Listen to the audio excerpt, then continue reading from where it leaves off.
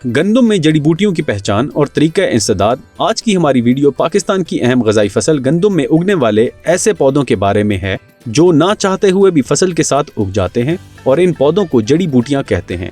फसल की अच्छी पैदावार हासिल करने के लिए जड़ी बूटियों की तलफी इंतहाई जरूरी है।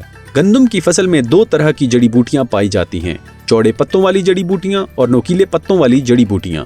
चौड़े पत्ती वाली जड़ी बूटियों में हवाथू, लिली, बिल्ली बूटी, मीना, शाहतरा और जंगली पालक वगैरह शामिल हैं, जबकि जंगली जई, दुम्बी सिट्टी, गाजर बूटी और प्याजी नोकीले पत्ते वाली जड़ी बूटियों में शामिल हैं।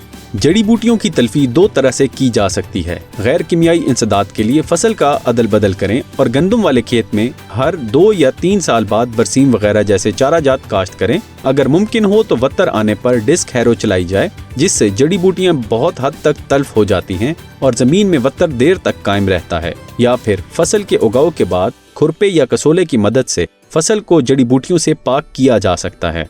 कीमियाई इंसदाद के लिए ट्राइसल्फुरान 16 ग्राम, परमॉक्सिनिल 300 मिलीलीटर 100 से 120 लीटर पानी में मिलाकर पहली आपाशी के बाद तर में स्प्रे करें। बारीक पत्ते वाली जड़ी बूटियों की तलफी के लिए क्लोडिनाफो प्रोपोरजाइल 160 ग्राम और पिनेक्सिडिन 330 मिलीलीटर 100 से 120 लीटर पानी में मिलाकर स्प्रे करें।